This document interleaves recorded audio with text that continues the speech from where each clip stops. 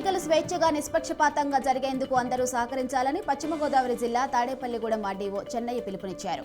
80 ఏళ్ల వయసు నిండిన వారు ఇంటి నుంచే ఓటు వేసే అవకాశం కల్పించినట్టు తెలిపారు. అందుకోసం సిబ్బందిని ఏర్పాటు చేశామని ఆర్డీఓ అన్నారు.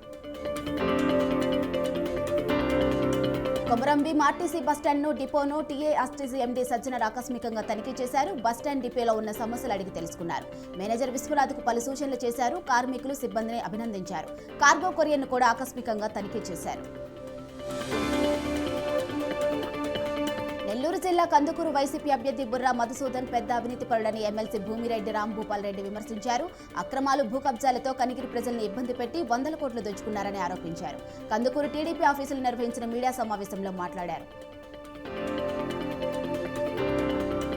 ప్రధానమంత్రి ఎన్నికల ప్రచారంలో దేశం అభివృద్ధి కోసం చేసే కార్యక్రమాల గురించి వివరించాలని ఎమ్మెల్సీ జీవన్ రెడ్డి అన్నారు. కాళేశ్వరం ప్రాజెక్టులో కేసీఆర్ అవినీతి చేయడానికి మోడీయే కారణమని ఆరోపించారు. కవిత లిక్కర్ స్కామ్ వివరాలు ముందే తెలిసినా ఇన్ని నెలలు ఎందుకు అరెస్ట్ చేయలేదని ఎమ్మెల్సీ ప్రశ్నించారు. రంగారెడ్డి జిల్లాలో ఎన్నికల కోడ్ అమల్లో ఉందని కలెక్టర్ శశాంక తెలిపారు. జిల్లాలోని 8 అసెంబ్లీ నియోజకవర్గాలు 5 పార్లమెంటరీ స్థానాల్లో ఉన్నాయని అన్నారు. ఎన్నికల సందర్భంగా గట్టి భద్రతా ఏర్పాట్లు చేస్తున్నట్లు వెల్లడించారు. ప్రతి ఒక్కరు ఎన్నికల నియమావళి పాటించాలని కలెక్టర్ శశాంక కోరారు. పార్లమెంట్ ఎన్నికల నేపథ్యంలో ములుగు జిల్లాలో పోలీసులు చెక్ పోస్టులు ఏర్పాటు చేసి ముమ్మరంగా తనిఖీలు చేపట్టారు. ఎన్నికల షెడ్యూల్ రావడంతో జిల్లా ఎస్పీ శబరీష్ పలుచోట్ల చెక్ పోస్టులు ఏర్పాటు చేశారు. ములుగు డీఎస్పీ రవీందర్ పలు చెక్ పోస్టులను, వాహనాలను ఆకస్మికంగా తనిఖీ చేశారు. జగన్ను మళ్లీ గెలిపించేందుకు కార్యకర్తలంతా పనిచేయాలని అవనిగడ్డ ఎమ్మెల్యే రమేష్ బాబు, మచిలీపట్నం ఎంపీ అభ్యర్థి చంద్రశేఖరరావు అన్నారు. జగన్ అమలు చేస్తున్న సంక్షేమ పథకాలు ప్రజల్లోకి బాగా తీసుకువెళ్లి కూటమి పక్షాలను తరిమికొట్టాలని పిలుపునిచ్చారు.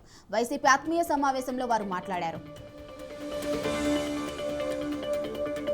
ఈవీఎంలు భద్రపరిచిన గోడౌన్ వద్ద నిరంతరం పటిష్టమైన నిఘా ఉండాలని కడప జిల్లా కలెక్టర్ అభిషేక్ కిషోర్ అన్నారు.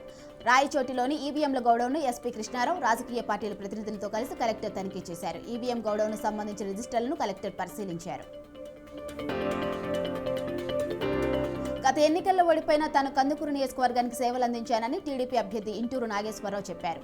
పదవి వచ్చినా రాకపోయినా నిరంతరం ప్రజలకు అండగా ఉంటానని మాట ఇచ్చారు. కందుకూరులోని తన ఆఫీసులో ఆయన ఆత్మీయ సమావేశంలో మాట్లాడారు. టీడీపీ, జనసేన, బీజేపీ కూటమికి మద్దతిస్తామని ఎంఆర్పీఎస్ వ్యవస్థాపక అధ్యక్షుడు మందకృష్ణ మాదిగ స్పష్టం చేశారు. జగన్ ప్రభుత్వంలో దళితులకు అన్యాయం జరిగిందన్నారు. చంద్రబాబు హయాంలోనే మాదిగలకు మేలు జరిగిందని, ప్రధాని మోడీ మద్దతుతోనే ఎస్సీ వర్గీకరణ సాధ్యమన్నారు ఆయన. 10వ తరగతి పరీక్షల నిర్వహణలో నిర్లక్ష్యం వహించిన 3 ఉపాధ్యాయులను ఇన్విజిలేషన్ నుంచి తొలగించినట్టు తెలంగాణ పరీక్షల విభాగం ప్రకటించింది. మాల్ ప్రాక్టీస్ చేస్తూ 4 విద్యార్థులు దొరికారని అధికారులు తెలిపారు. 10th పరీక్షలు ఏప్రిల్ 2వ తేదీ వరకు జరుగుతాయి. విజయనగరం జిల్లాలో పార్లమెంట్, అసెంబ్లీ ఎన్నికలను ప్రశాంతంగా నిర్వహించే చర్చలో భాగంగా పోలీసులు ఫ్లాగ్ మార్చ్ నిర్వహించారు.